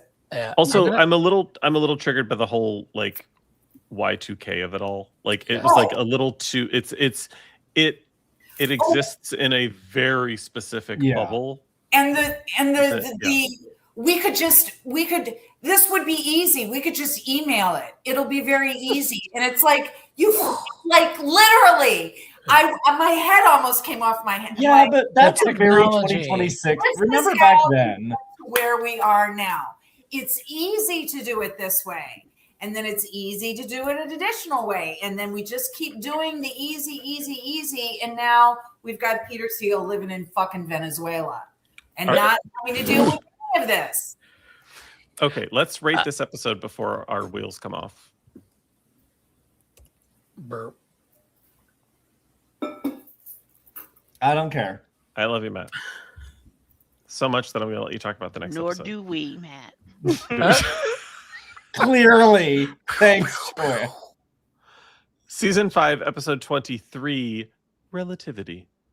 Captain Braxton of the 29th Century Federation timeship Relativity contacts 7 of 9 to go back in time and discover who destroyed Janeway's ship. Matt, since we beat the shit out of an episode that you're fond of, I would love for you to take this one away and just do it 2 times in a row. Well, and for anybody that is subscribed to the Patreon, you've heard a lot of my thoughts on this already. Has that aired? I don't remember. Wait, have we? I think we have. We have, yeah. Anyway, if not, here you go. Join our Patreon for $5 or $9 and enjoy this episode. This one, okay, everyone knows DTI, time travel. I'm a time travel slut. But the more I look at these time travel episodes, the more it really is a catalyst for being able to show it's fan service. Like, we get to see the fleet shipyards. We get to see a lot of walking around the ships. We get to see a new ship. We get to see a new uniform. We get to see a new department. We like these are very fun episodes because we get a little bit more world building with it. Relativity, I think it's fun. It is a 7 of 9 episode yet again. I think this is one of the ones where you could she's in a uniform in this one. She is in a standard fitting uniform, at least. We get the setup of like Janeway walking under the bridge and Seven popping up, and you're like, wait, why is Seven here? This is obviously a flashback. This is a fun, especially in the tie-in, obviously back to Future's End, Future Tense. That season 2, when the Doctor finally gets his mobile emitter, you have that's the same Captain Braxton that got stuck in the past, and that's why he's gone crazy, because they brought him back and somehow let him go back to being a Starfleet captain after spending 20 years. Or did it not happen yet? No, that was the whole point, is that like he went back and became a captain after he was stuck. Like, they were like, okay, you Future's End, yeah.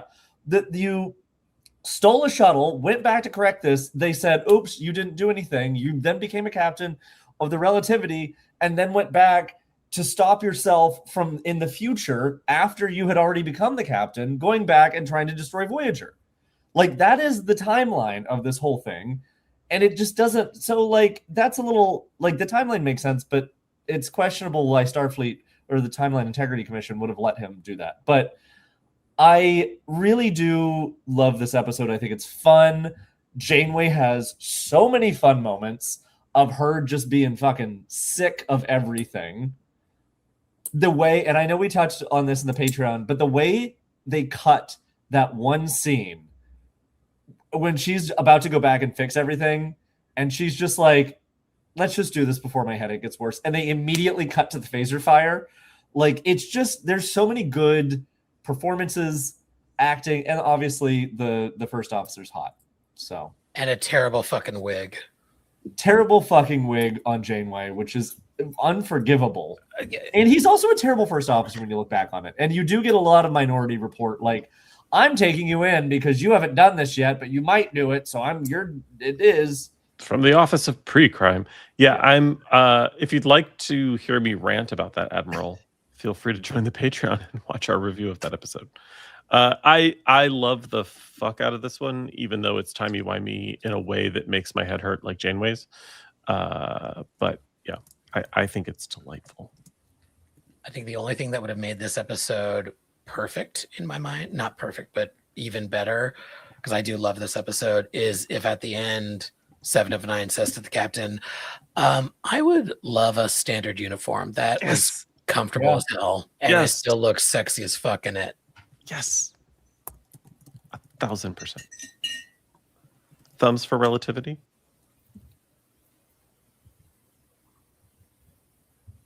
It's an up despite the lady's best attempts. It's only because he's hot. Season 5, episode 25, Warhead. The weapon, not the candy. An alien missile with artificial intelligence terrorizes the crew after it links with the Doctor's program. That one sentence description brought to you by the Google.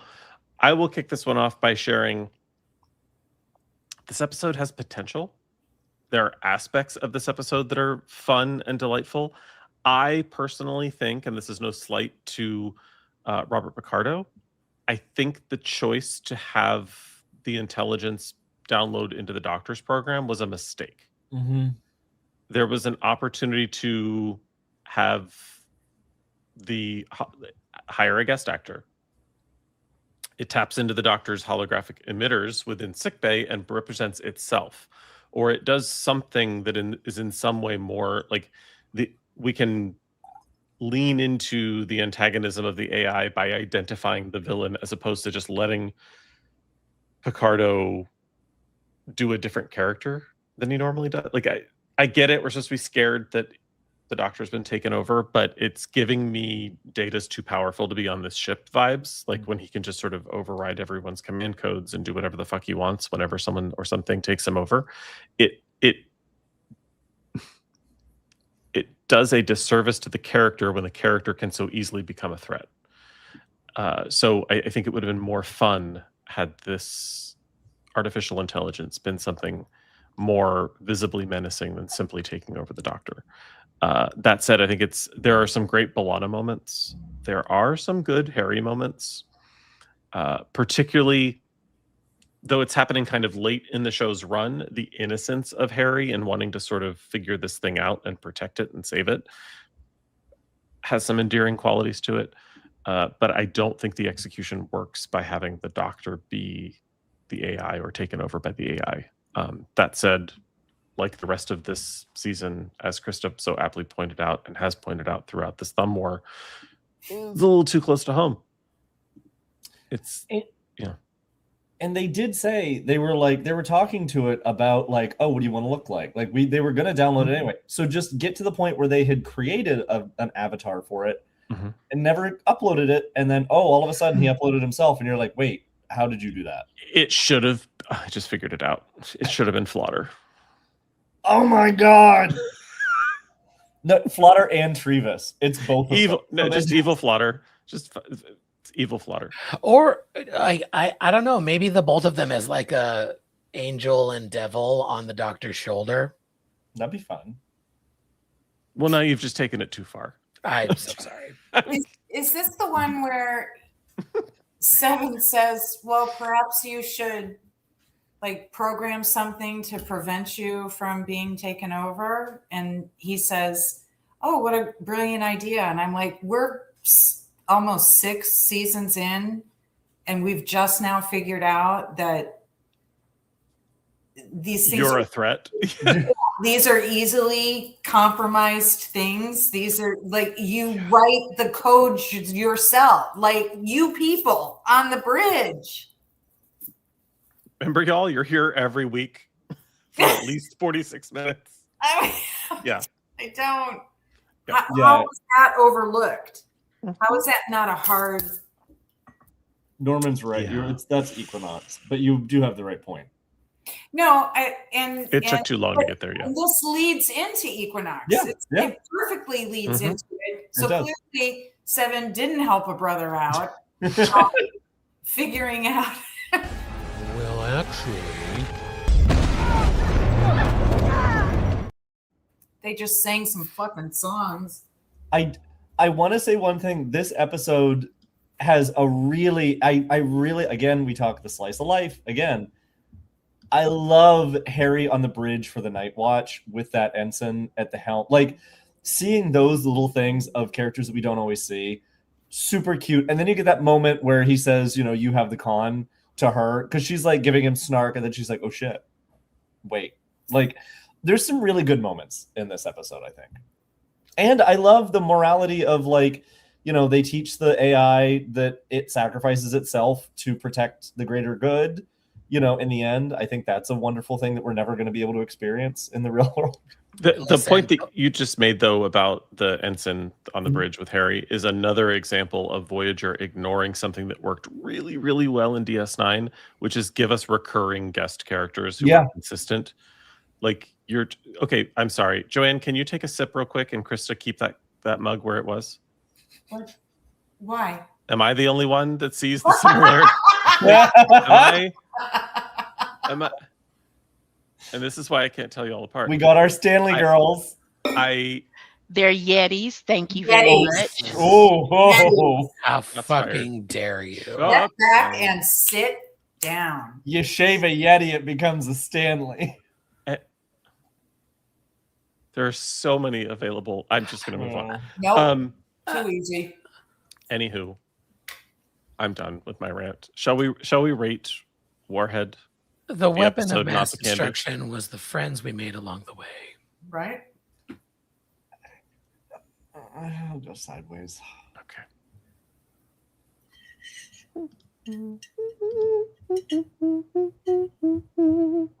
Season 5, episode 26, Equinox, part 1. Voyager encounters the Equinox. Wow. Yeah, the Equinox, which is apparently a group of people from Equinox. Voyager The Avengers. Right? Voyager encounters the Equinox, a Starfleet science vessel also stranded in the Delta Quadrant. What a coincidence. Hostile aliens attack both ships as Janeway tries to figure out Equinox captain Rudy Ransom, perhaps the worst named captain in Starfleet history.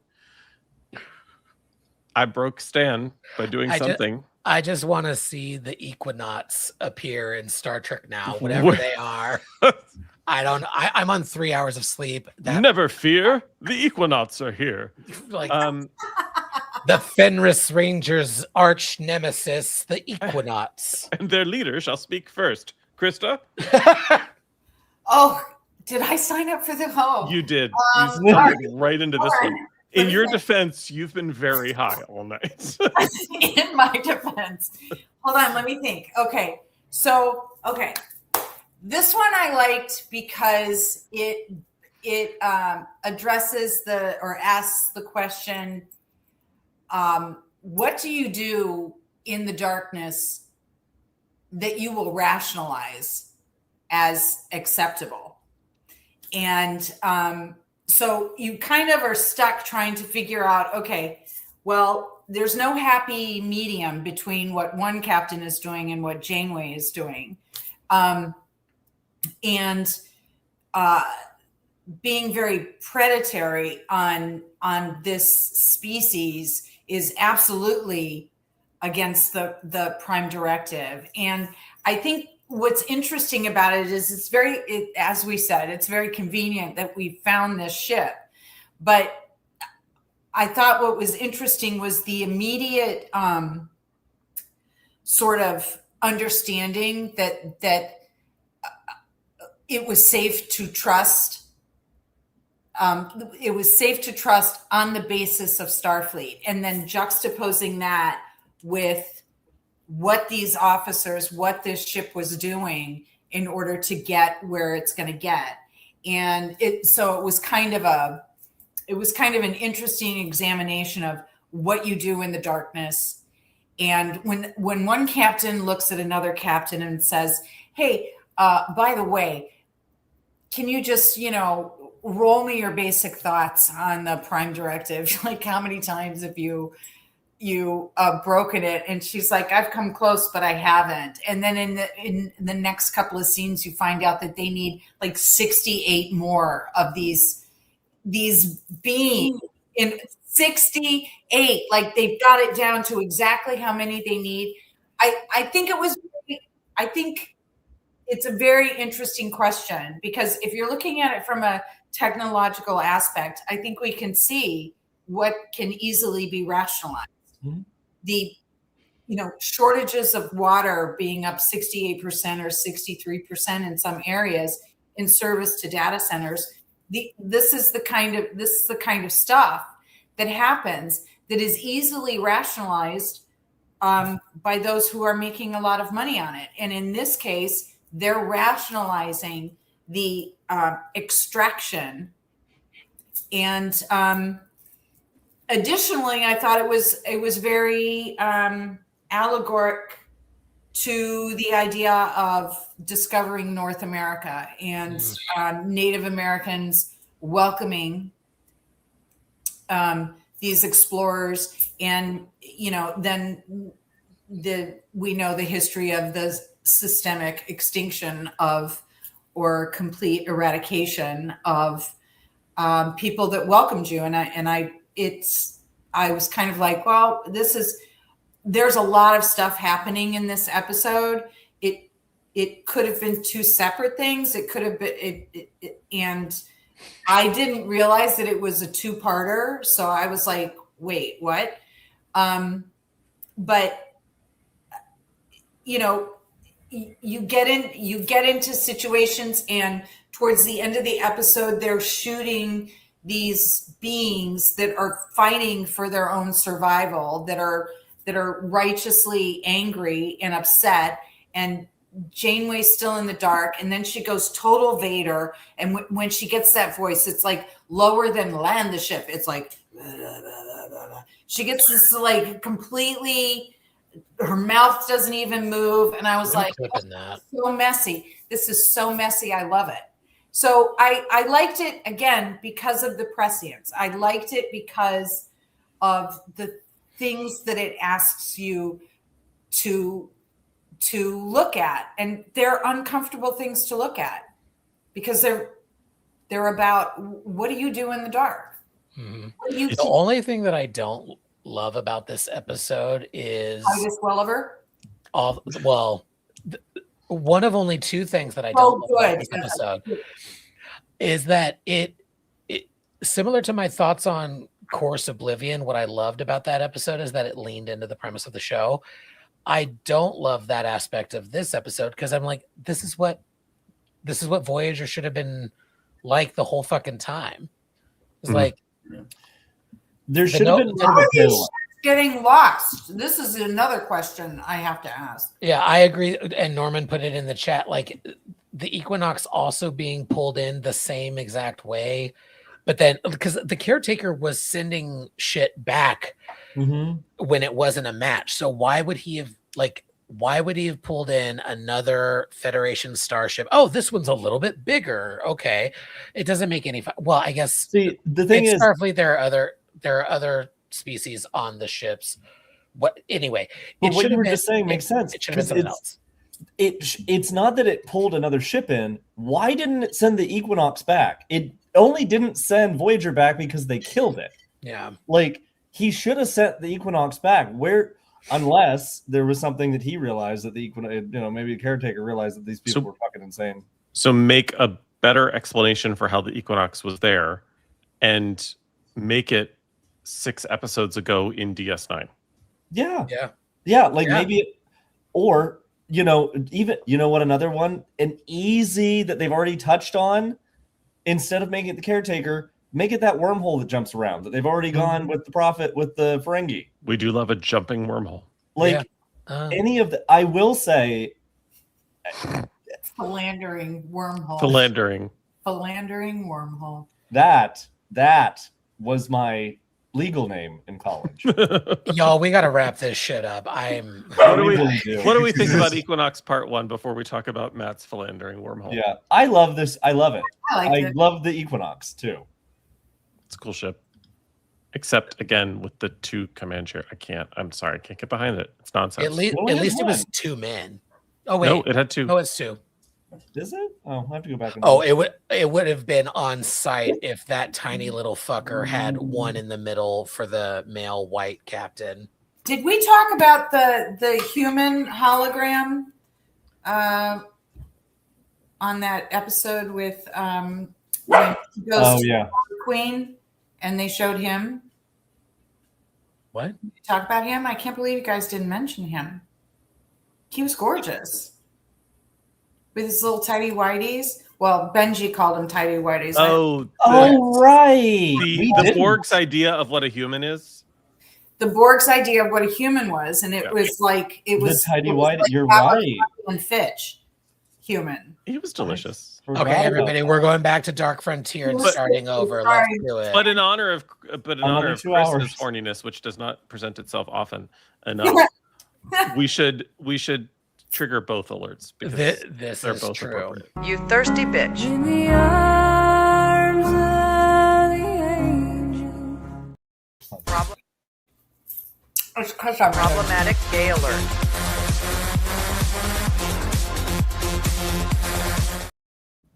Season 5, episode 15 and 16. Janeway plans to wait. Are we just stop it. We're done. Season 2. Jesus Christ, season 5. We're done. We should have been done a while ago. Land it. Everybody, go to Blue Alert. God damn it. and report to Code Blue stations. For the second half, or as Stan was so fond of referring to it, the rear end of season 5 of Star Trek Voyager, there were 3 thumbs ups, 5 thumbs sideways, and 4 thumbs downs. So we were leaning very sideways uppy with this season, which is better than some have fared. I will combine these to the part 1 numbers next week, and we will talk about it in a degree of retrospect. There were 3 problematic gay alerts. There was 1 problematic ally alert. Joanne took us to church twice. There was 1 Kenwell actually. Stan mentioned rear ends 3 times. Krista rejected the intention setter once. Y'all acknowledged how often I'm correct twice. And Matt slayed upon once. Nice job, Matt. I gave 74,060 bonus points to Matt for being so stressed he almost lost molecular cohesion.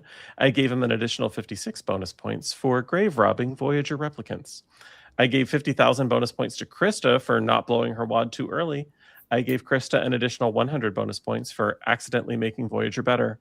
I gave Krista's dishes 50 bonus points for pausing their bath for Harry's boner. I gave 500,000 bonus points to Joanne for the return of Fraggernackle. I gave her an additional 500 bonus points for clocking 7's milkshake, but bitch, it's not better than Joanne's. She could teach you, but she'd have to charge. I gave 2 million bonus points to Will for making his presence known despite not being present. I took away 1 million bonus points from Will for thinking it's funny that I haven't died yet. But I gave him an additional 500 for hating 1159. Sorry, Matt. Love you. Mean it. I gave 1,998 bonus points to Benji for injecting Meg Ryan films into Trek lore. And last but not least, I gave 200 bonus points to Messy Sloppy Janeway for arousing Krista. Y'all, we did it. We finished season 5 of Star Trek Voyager. We got to the rear. Y'all get excited. We are going to talk about season 6 next week. Same Voyager time, same Voyager YouTube channel. We are at Salon Trek in all of the places except for Instagram at the Salon Trek there. If you want to throw a couple of dollars our way over on the Patreon, we would certainly appreciate it. We've got some fun bonus items that we are going to be putting on there, and we could use your dollars to pay for some fun physical bonus items that we will be giving out at the Star Trek Las Vegas convention, Salon TLV 2026. Get excited. If you're going to be there, let us know in the comments. Shoot us a message on Bluesky. We would love to say hello, get some photos. For the first time in Salon herstory, we will have giveaways that are useful. How dare you? That fan is useful. The candle is wonderful. I don't know what you're talking about. Wait. Fan yourself. She's up here. Really? Girl, be careful. You're going to sprain. You're going to strain something. Also, over on the Patreon, patreon.com/Salon Trek, we also have a free tier, so you can engage with our community, vote in polls. But if you join the free tier now, you will see a link to get a free month of the bonus content. So check that out. It's just the first 15 people who click on it. So go get a free month of our bullshit and help us. That is not the premium tier where you see my hole, though. Help us help you. Help us. And speaking of helping people, on Monday, Will and I will be back probably killing off more main characters on Star Trek Voyager Across the Unknown. Our play along continues. We have 2 Vics. We have 2 Balanas Tori. So just get it. We are at Salon Trek in all of the places. And until next week, live long and prosper, uncork the pheromones, and get medical permission before fucking other aliens. Bye. All hands abandon ship. Proceed to the nearest evacuation zone immediately.